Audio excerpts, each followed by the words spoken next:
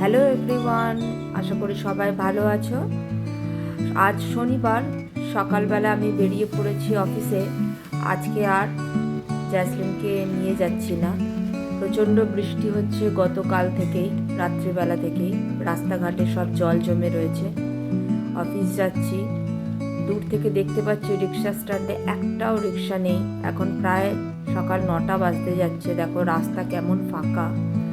কিন্তু কিছু করার নেই, অফিস তো যেতেই হবে। অফিস পৌঁছে গেছি, অফিস হয়ে গেছে। অফিস থেকে বেরিয়ে ভাবছি একটু বাজারে যাব, তাই একটু বাজারের দিকে যাচ্ছি। আকাশ এখনো ঘন কালো মেঘে ঢেকে আছে। বৃষ্টিটা একটু থেমেছে, খুব হালকা ঝিরিঝিরি বৃষ্টি হচ্ছে। রাস্তার দুপাশে সবজি, ফ্রুটস সব নিয়ে বসেছে। অনেক দিন আতা খাওয়া হয়নি। আতা আমি খুব খেতে ভালোবাসি এবং আমার মাও খেতে খুব ভালোবাসে।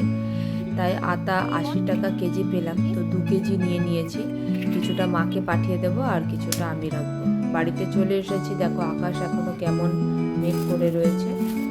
শসা কিনেছি আর আতা কিনেছি, আর একটু মাছ কিনে নিয়ে চলে এসেছি। এসে দেখি জ্যাসমিন তার আর্ট অ্যান্ড ক্রাফট ভীষণ বিজি। আজকে সে নতুন আইটেম বানিয়েছে। এই যে বাজার থেকে কিনেছি, অনেকটাই ছোট বাট টাটকা ছিল বেশ মাছটা। পমফ্রেট মাছ কাটিয়েই নিয়ে এসেছি একেবারে, মানে যার কাছে বটি ছিল তার কাছ থেকে কিনেছি। তিনি কেটে দিয়েছেন, এসে ধুয়ে বেছে নিলাম। আর চিংড়ি মাছও নিয়েছি কিছুটা। সবজি বেশি করে কিনে রাখলে যেমন নষ্ট হয়, পচে যায়, আবার না থাকলেও অসময়ে খুব অসুবিধা হয়, তো বাজারে দৌড়াতে হয় সব কিছু ফেলে। তো কিছু দেখলাম কাঁকরুল হলুদ হয়ে গেছিলো, ভেন্ডিগুলো কিছু নষ্ট হয়ে গেছিলো। তাই কাঁকরুলটা একটু নুন, হলুদ আর একটু চিনি মিশিয়ে ভেজে নেব। কাঁকরুলটাও কেটে নিয়েছি। আর পমফ্রেট মাছ করব আজকে, এই কাঁকরুল আর আলু দিয়ে ঝোল। তো এবারে পমফ্রেট মাছটাও নুন হলুদ মাখিয়ে নেব।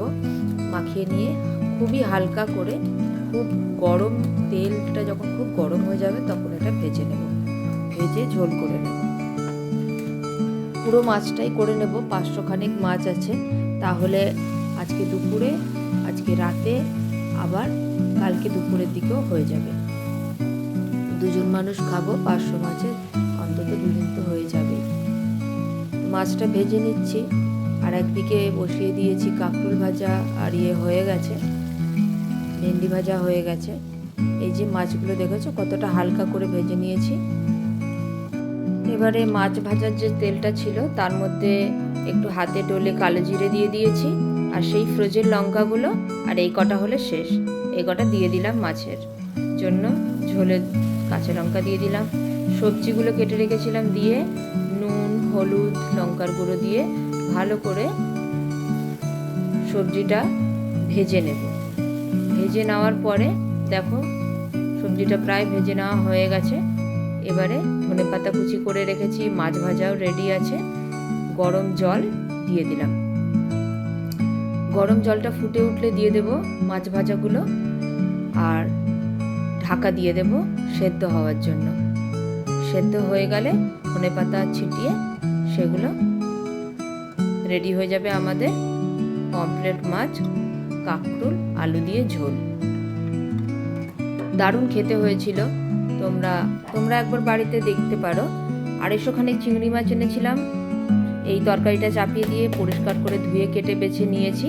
এবার এটা ফ্রিজে রেখে দেবো, একটু নুন হলুদ মাখিয়ে ফ্রিজে স্টোর করে দেব। কখনো তরকারিতে দিতে লাগে, তো এটা নিয়ে রাখলাম। অনেক টাইম লাগে, তাই জন্য চিংড়ি মাছ একদমই আনা হয় না, গোটা বাছা অনেক টাইম লাগে। দেখো অলমোস্ট আমার তরকারিটা হয়ে গেছে, আলু সেদ্ধ হয়ে গেছে, সবজিও সেদ্ধ হয়ে গেছে, দিয়ে দিলাম ধনেপাতা। এবারে নামিয়ে নেব, তরকারিটা হয়ে গেছে। এবার আমরা স্নানে যাব। জ্যাসলিন অলরেডি স্নান করে চলে এসেছে, ওকে খেতে দিয়ে দেব। আর কিচেন টপটাও একদম পরিষ্কার করে নিয়েছি। এই যে জ্যাসলিনের থালা। তো চলো আমরা খেতে বসে যাই। খেয়ে উঠে একটা বাতাবি লেবু অর্ধেক আছে ফ্রিজে, ওটা বার করে আজকে খেয়ে নেব। মা দিয়ে গিয়েছিল খোসা ছাড়িয়ে। খেয়ে নিয়ে একটা কুরিয়ার এসছে, কুরিয়ারটা খুলবো। ওখানে একটা ব্রাশ অর্ডার করেছিলাম, তোমাদের তো দেখিয়েছিলাম আমার ব্রাশটা ভেঙে গেছে। তো এটা খুবই কাজের আমার, তাই ব্রাশটা আর একটা অর্ডার করে নিয়েছি। সবাই সুস্থ থেকো, ভালো থেকো। ভিডিওটা ভালো লাগলে লাইক, কমেন্ট, শেয়ার করে দিও। আজকের মতো এই পর্যন্তই। টাটা।